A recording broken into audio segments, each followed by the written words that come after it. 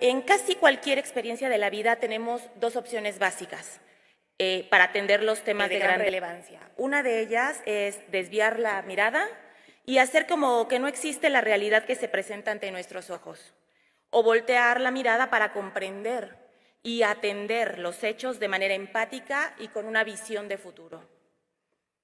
Por lo regular, cuando nos domina la indolencia, es mucho más sencillo desviar la mirada.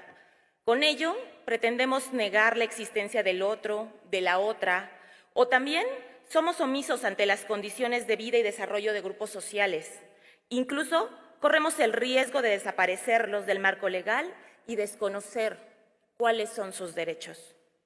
Afortunadamente, la Asamblea Constituyente en el 2016, en septiembre, decidió voltear la mirada para atender una realidad innegable, como es la presencia y permanencia de los pueblos y barrios originarios y de las comunidades indígenas residentes y afrodescendientes en esta capital. Hubiera sido una contradicción enorme negar su existencia en el lugar que fue la cuna de nuestra nación, lugar emblemático de la construcción de nuestra cultura y centro de lo que ahora conocemos como México, el ombligo de la luna, en náhuatl. El constituyente tuvo la sensibilidad de reconocer que las culturas de los pueblos y barrios originarios, su organización comunitaria, sus autoridades, su cohesión, siguen siendo vigentes y tienen una fortaleza en este siglo XXI que está siendo dominado por una vorágine de acciones encaminadas a borrar todo lo que son nuestras raíces. Aprobaron y le dieron visibilidad a las comunidades indígenas residentes, que siempre han considerado a la Ciudad de México como un segundo espacio vital para reproducir sus rasgos culturales y comunitarios, así como para garantizarles ingresos económicos que les permitan sobrevivir a pesar de las condiciones adversas de sus lugares de origen. También fortaleció el constituyente a las comunidades afromexicanas, cuya tercera raíz efectivamente nos ha dado componentes socioculturales que poco a poco vamos haciendo cada vez más evidentes. La Asamblea Constituyente de la Ciudad de México tuvo la sensibilidad de colocar en la mirada legislativa a estos sectores de la sociedad con trascendencia histórica que no han desaparecido, como muchos quisieran, sino que muestran una dinámica de desarrollo sobre la cual se debe mantener una permanente atención en el fortalecimiento de sus derechos. Hoy se vuelve imperativo voltear la mirada nuevamente, desde la perspectiva de este tercer Parlamento de Mujeres del Congreso de la Ciudad de México. Si bien hubo dos grandes avances que abren un paraguas legal para que los pueblos y barrios originarios y comunidades indígenas residentes sean reconocidos como un componente fundamental de esta ciudad, también es necesario afinar los ordenamientos y procedimientos para que logren plenamente el reconocimiento de sus órganos tradicionales, de autoridad, sus territorios, sus formas de organización comunitaria y puedan tener acceso a los recursos y beneficios que ya se indican someramente en la Constitución y en la ley.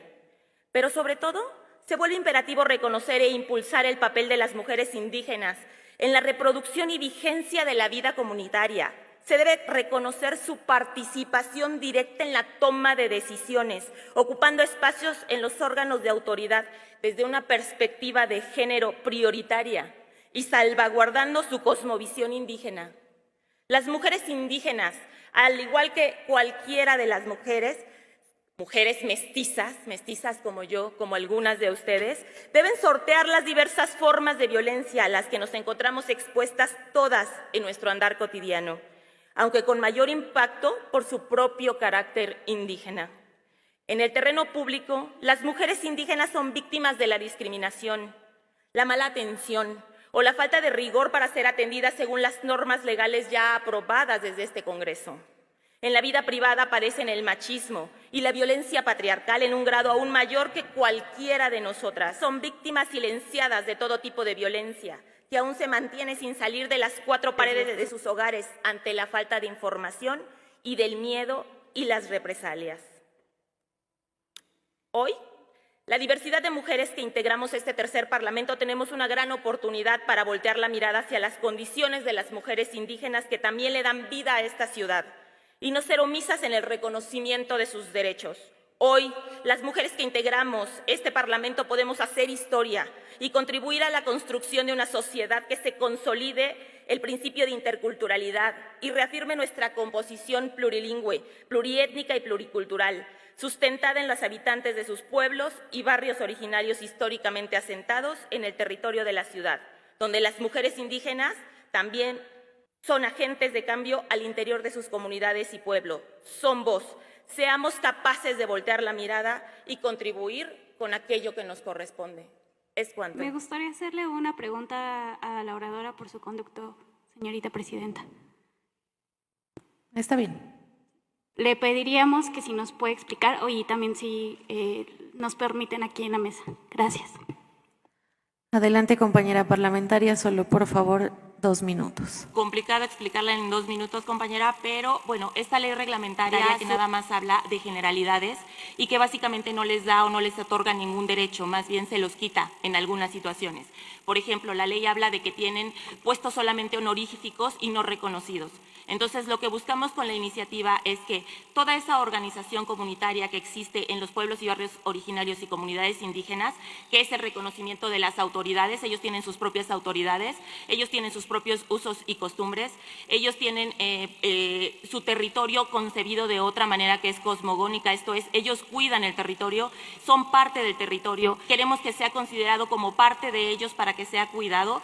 Y una cosa más, y creo que la más importante que estamos aquí manejando es que tradicionalmente se ha manejado que las mujeres solamente tienen funciones de cuidado. Ya no lo dije en tribuna porque, bueno, se acortaba el tiempo, pero se les concede nada más el derecho, por ejemplo, a atender, a servir, y lo más que les pueden dar en un puesto generalmente es de tesoreras. Y eso porque las consideran buenas cuidadoras del dinero, buenas administradoras, no porque vayan a decidir qué hacer con el dinero.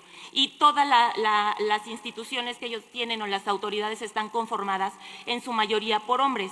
Se conforman, algunos reconocen las autoridades ejidales y comunales, otros reconocen lo que son los comités. Entonces, al ser puros hombres no existe esa paridad. Lo que estamos exigiendo entonces es que se reconozcan sus derechos, pero no solamente para que puedan ejercerlo los varones, sino que también se reconozcan los derechos para que las mujeres puedan tomar esos puestos de decisión y puedan contribuir de manera no solamente directa, sino reconocida, porque también es cierto que en las comunidades quienes realmente trabajan muchas de las ocasiones son las mujeres. Entonces, las mujeres sacan adelante su comunidad, las mujeres son las que trabajan y no son reconocidas. Entonces, lo que pedimos es justo que en la ley se haga ese reconocimiento y se les otorguen todos sus derechos como ya está constitucionalmente instituido y que no en una ley reglamentaria, más allá de favorecerlos, quiten esos derechos.